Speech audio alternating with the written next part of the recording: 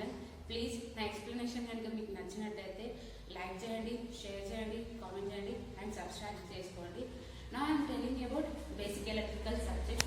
Diploma వాళ్ళకే కాదు, ITI లోపల కూడా ఈ టాపిక్ని ఫండమెంటల్స్ ఆఫ్ ఎలక్ట్రిసిటీ అని అంటారు. ఇంటర్లో అయినా కానివ్వండి, 10th క్లాస్ అయినా కానివ్వండి, వాళ్ళకు కూడా ఈ వీడియో అనేది యూటిలైజ్ అవుతుంది. ఎట్లా అంటే ఇంటర్స్ లోపల 10th లోపల వాళ్ళకి ఎలక్ట్రిసిటీ అనే టాపిక్ ఉంటుంది, ఎలక్ట్రికల్ కరెంట్ అనేది ఉంటుంది. కాబట్టి ఈ టాపిక్ లో అంటే నేను చెప్పే బేసిక్స్ అని ఇంటర్ వాళ్ళకి, డిప్లొమా వాళ్ళకి, ఐటీఐ, బీటెక్ వాళ్ళకి కూడా యూజ్ అవుతుందండి. ఓకే, నా నేను ఫస్ట్ బేసిక్ ఎలక్ట్రికల్ గురించి ఇంట్రొడక్షన్ అనేది తీసుకున్నా. ఫస్ట్ ఇంట్రొడక్షన్ వచ్చేసి ఏంటి అని అంటే,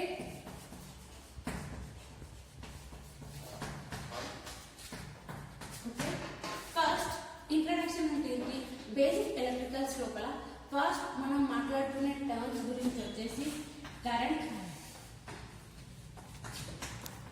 voltage, charge and power. We are discussing about these four topics. First introduction అనగానే ఎలక్ట్రిసిటీ లోపల ఇంట్రొడక్షన్ అనగానే మనకు గుర్తొచ్చేవి ఈ 4 టాపిక్స్. నా ఫస్ట్ దీని యొక్క థియరీ చెప్తాను. ఫస్ట్ ఎలక్ట్రికల్ కరెంట్ అంటే ఏంటి చెప్తాను. ఎలక్ట్రికల్ కరెంట్ డెఫినేషన్ వచ్చేసరికి ఏంటి అని అంటే, the number of free electrons moving in a closed loop, it is called electrical current. అంటే the number of electrons, free electrons అనేది ఒక క్లోజ్డ్ లూప్ లో ఫ్లో అయితే దానికి ఎలక్ట్రికల్ కరెంట్ అంటామండి.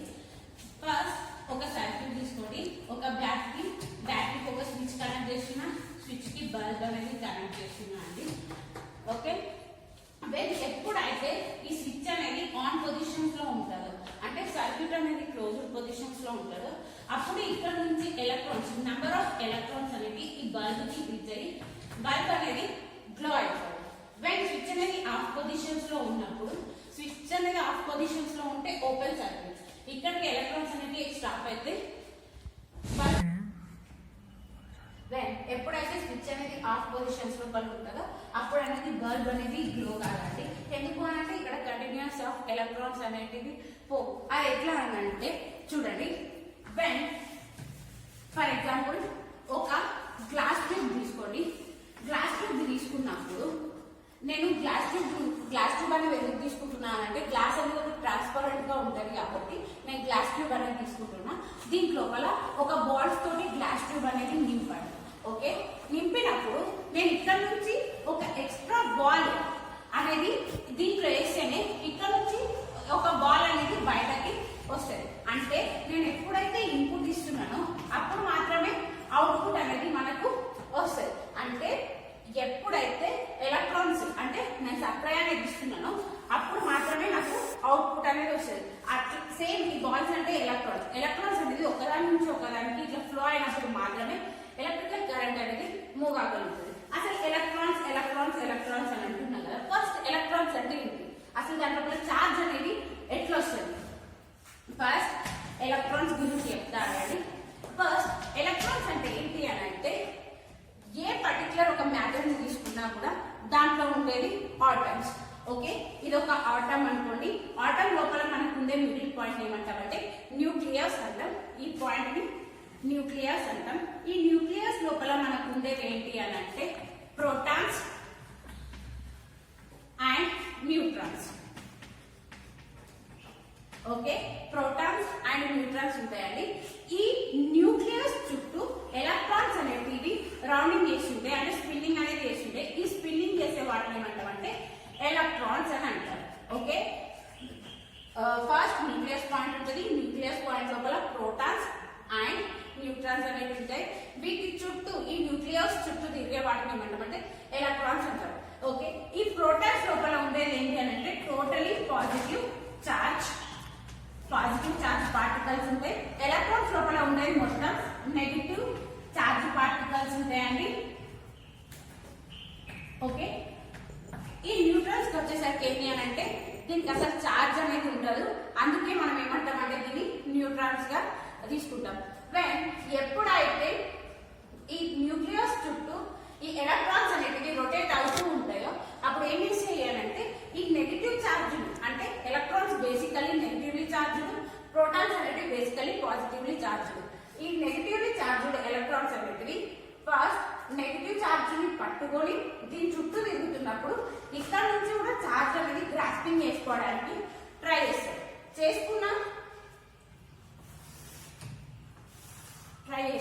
ఓకే, ఈ చేసుకున్న చార్జ్ తోటి ఎలక్ట్రాన్స్ అనేటివి పర్టికులర్ గా మూవ్ అవుతాయి. ఫర్ ఎగ్జాంపుల్ ఇది ఒక వైర్ అనుకోండి, వైర్ లోపల ఏముంటాయి, ఆటమ్స్ అనేవి ఉంటాయి.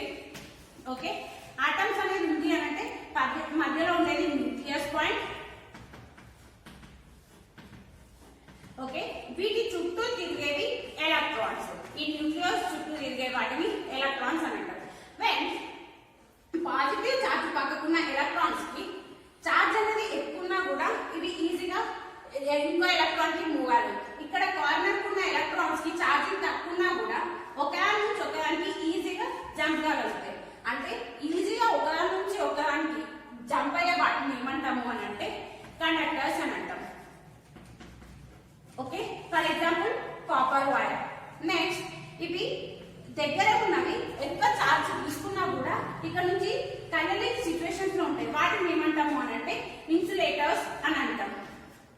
ఓకేనా అండి, ఈ కండక్టర్స్ గురించి ఇన్సులేటర్స్ గురించి నెక్స్ట్ వీడియోలో చెప్తా, ఈ గ్యాప్స్ ఇవన్నిటి గురించి.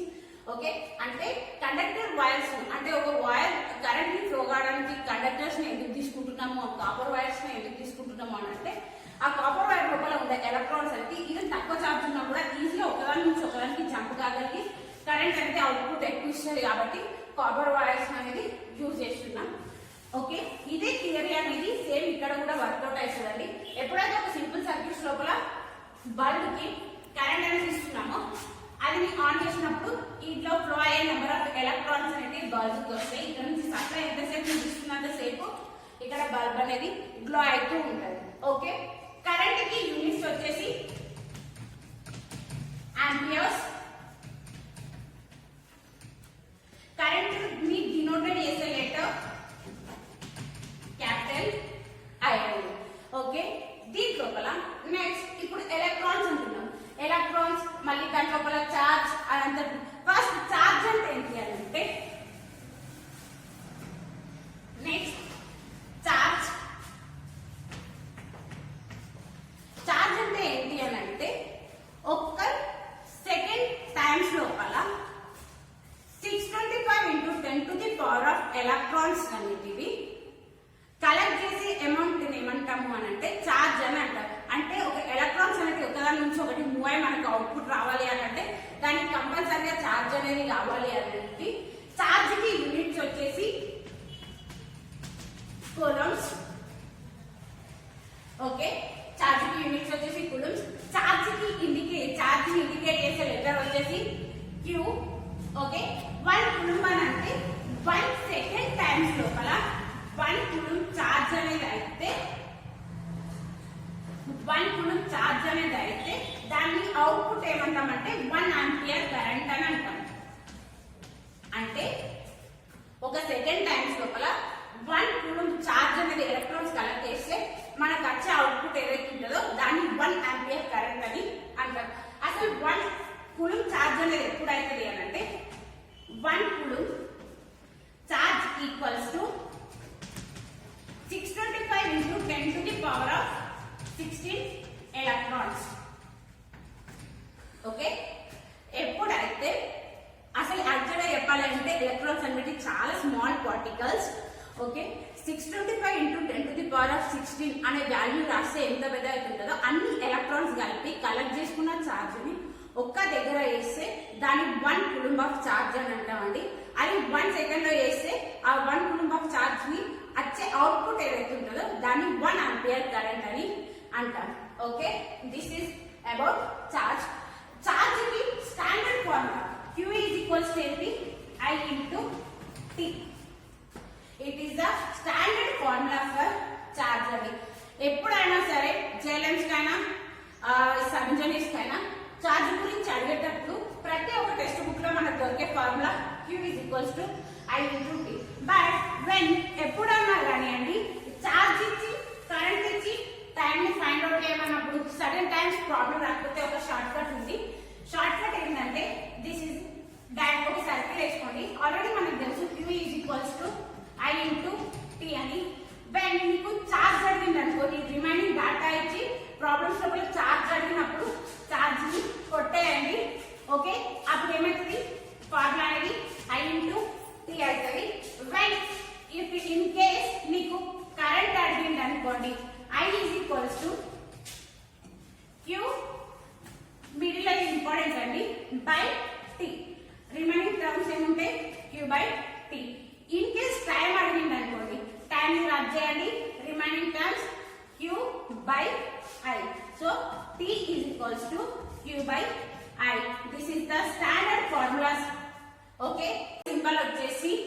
ఇదండి ఒక పాజిటివ్ టెర్మినల్ అండ్ ఒక నెగటివ్ టెర్మినల్.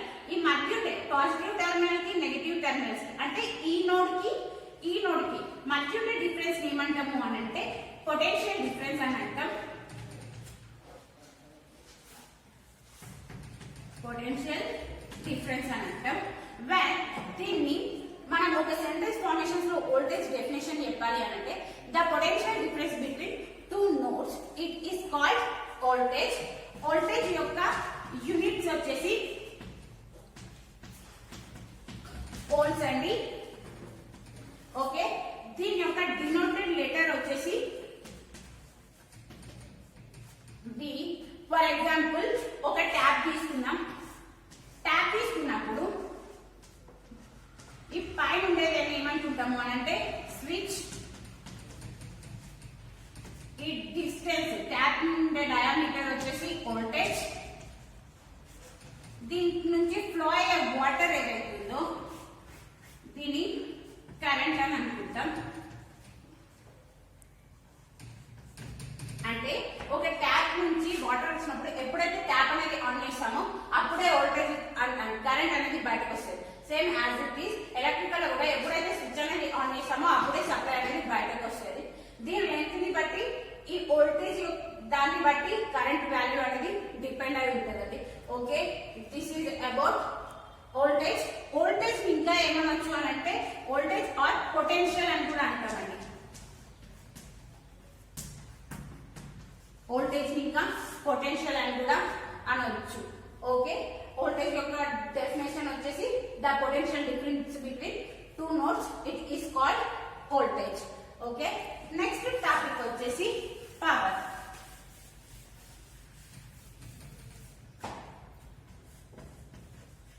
ఓకే, పవర్ వచ్చేసి ఏంటి అని అంటే పవర్ కి స్టాండర్డ్ డెఫినేషన్ వచ్చేసి work done by time.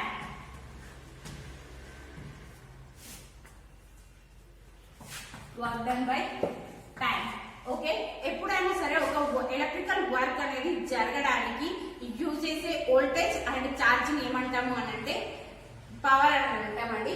Okay, next listen guys, work done formula వచ్చేసి V into Q.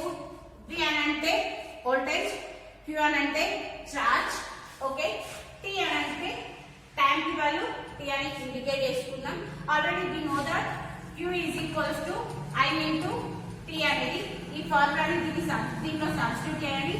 V into I into T by T. when T get cancel remaining terms వచ్చేసి V into I. అంటే power కి standard formula వచ్చేసి V into I. Power యొక్క units వచ్చేసి watts.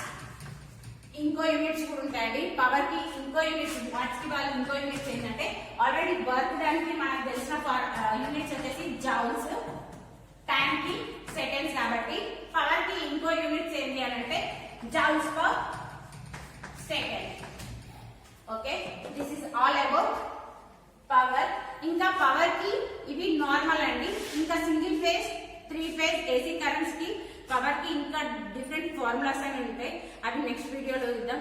నా explanation కనుక మీకు నచ్చినట్టయితే ప్లీజ్ షేర్, లైక్, సబ్స్క్రైబ్.